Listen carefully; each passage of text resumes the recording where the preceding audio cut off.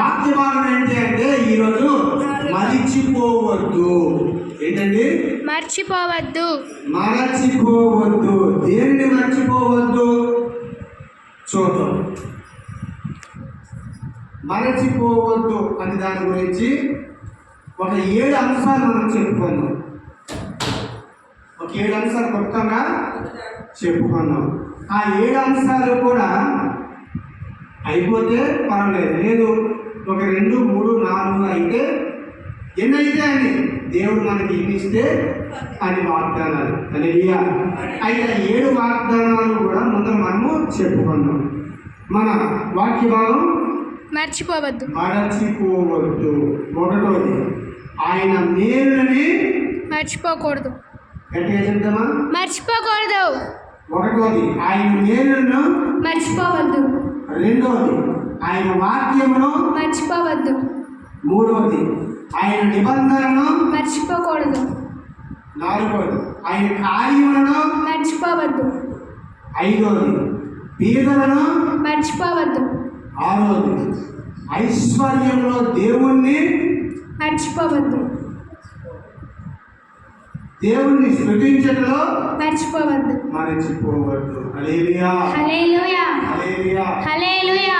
దేవుడు మనందరికీ కూడా నోరుని ఇచ్చారు. మరి ఇచ్చినప్పుడు ఏమైనా చెప్పట్లేదు. హల్లెలూయా. హల్లెలూయా.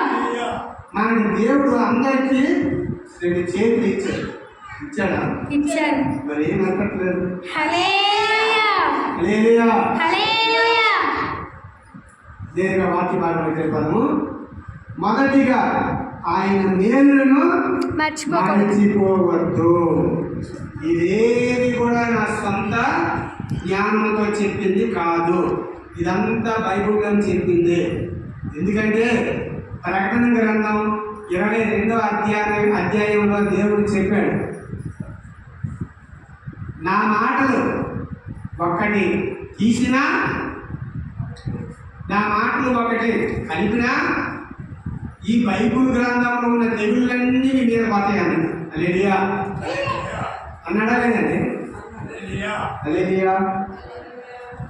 ఈ బైబిల్ గ్రంథంలో ఒక వాక్యము, ఒక మాట మీరు తీసినా, ఒక మాట, ఒక వాక్యం మీరు కలిపినా, బైబిల్లో ఎన్ని రకాల తెగుళ్ళు ఉన్నాయో అన్ని రకాల తెగుళ్ళు మీ మీదకి వస్తాయి అని దేవాది దేవుడే చెప్పాడండి. హల్లెలూయా. హల్లెలూయా. అందుకే మనం ఏది కూడా కూర్చకూడదు. ఏం చేయకూడదండి? కూర్చకూడదు. ఎవరి మీద మన పగ ఉందనుకో, ఈ పగ అంతా వాక్యం ద్వారా చెప్పకూడదు.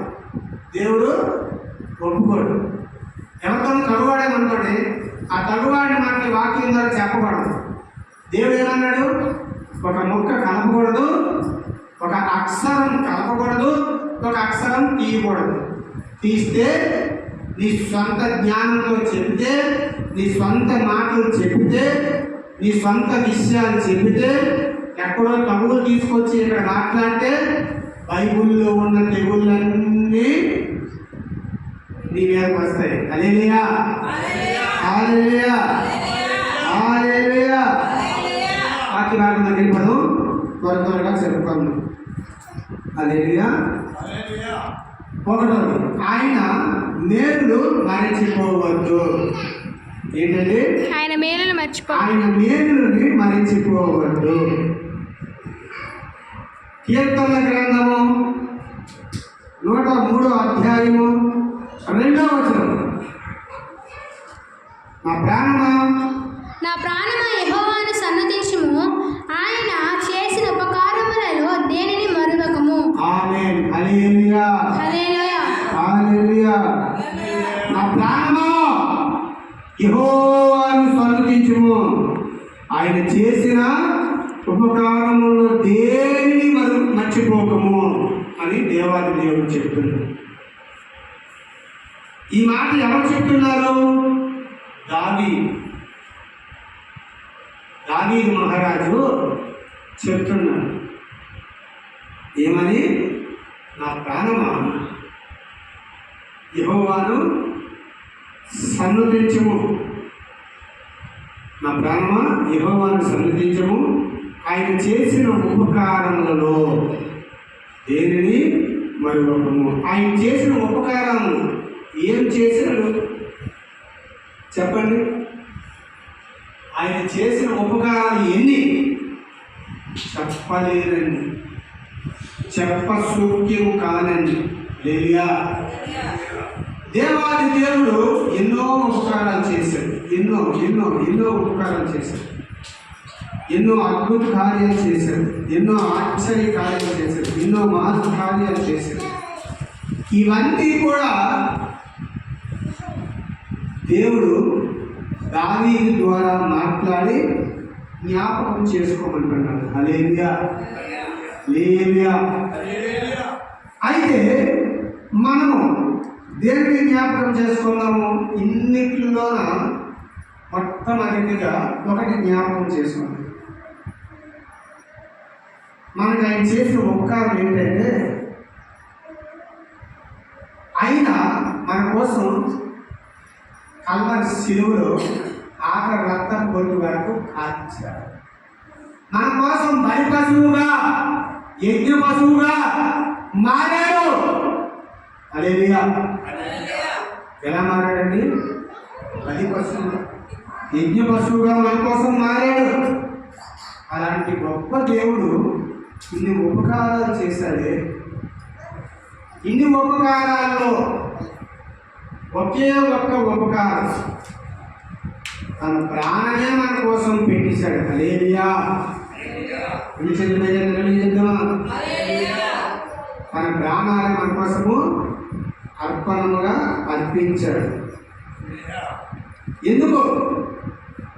నీవు చేసిన పాపముకు, నేను చేసిన పాపముకు, నీవు చూసిన చెడు చూపులకు, నేను చూసిన చెడు చూపులకు, చెడు మాటలకు, చెడు తలంపులకు, చెడు ఊహలకు, హల్లెలూయా, ఇవన్నిటి కోసమే దేవాది దేవుడు కల్వరి శిలువలో మరణించాడు. మనము కళ్ళతో చూసిన పాపముకి కంటి నిండా ఉమ్ము పోశాడు.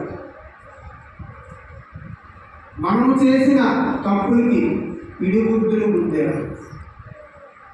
మనము ఒంటితో చేసిన పాపానికి కొరడా దెబ్బలు కొట్టాడు. మనము పక్క